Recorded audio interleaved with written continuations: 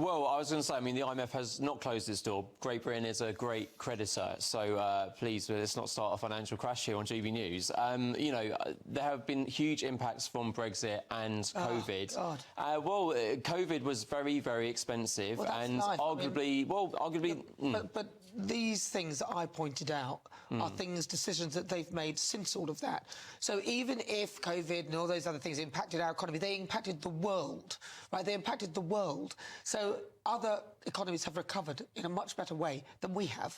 Well, Britain does have a fast-growing economy compared to other G7 countries. Britain does? Yeah, Britain, You're joking? Yeah. We've actually abandoned all of our manufacturing. Even Jim Ratcliffe has now decided to move INEOS to America because we can't support it. If we had drilling in the North Sea in Aberdeen, we'd actually have a great industry employing tens of thousands of people there. We don't make anything anymore. We don't manufacture anything. Well, we have financial services. We've actually abandoned now the stock exchange that we're actually now giving over to Antwerp, New York, because people are actually don't want to use the stock exchange. That's not anymore. true. We do have because we've actually raised the minimum wage, we don't now have a decent service industry because young people can't get a job because employers can't afford to employ them because of the minimum wage. So don't give me that. Well, we ain't growing. We do have a stock exchange. We do manufacture things here in the UK.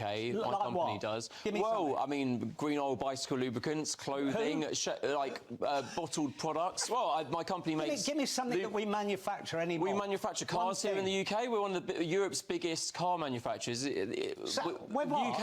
is one of the biggest car exporters in Europe. No, we're not. Not with British cars. It's now Chinese-owned. MG is owned by Chinese. Well, we got Nissan, Bentley which is owned Japanese. by Germany. Rolls-Royce is owned by Germany. It's not British anymore. Still made here, still manufactured here. It's minuscule compared to what it was. But then, do you want a socialist state? Do you want the state to own these car companies?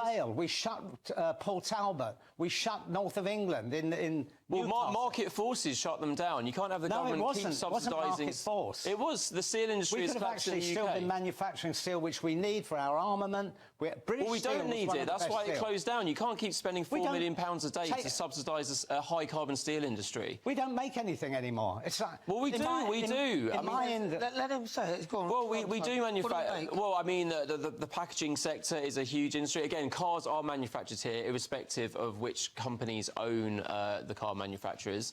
Of course, we've got financial services and other things. The service industry is a great thing, but it's not an exporting industry. So the wages of, like, young and poorer people going up, I don't think that's, like, a huge deal. Well, it is a huge deal, because a lot of those companies won't employ people now because they think the minimum wage is too high, and so they won't. So they'd rather use the older staff that they have and pay them, and they're more experienced. That's the problem. So young people are missing out. That is actually happening. Also, with the NI hike, employers aren't employing more people because they've got to pay employers NI. And that, again, is a breach of a manifesto promise, and they only try to make it acceptable by dividing it into employers and employees. Now, that wasn't the deal. So, the point that we're making is these are policies that she's made here and now, not from Brexit or something that happened. What about now?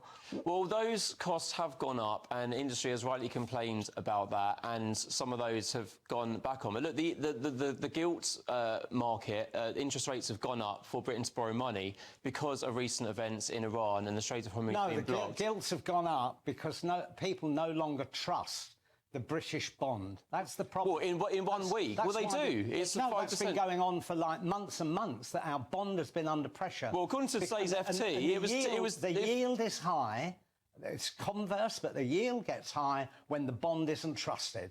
That's the logic of it. In the FT today, it was in the last 4 or 5 days that it's gone up by nearly 1%. That's the FT in the last. That was today's FT. It's been going in the up 4 for days. months. Well, not in the way it has in the last 4 days.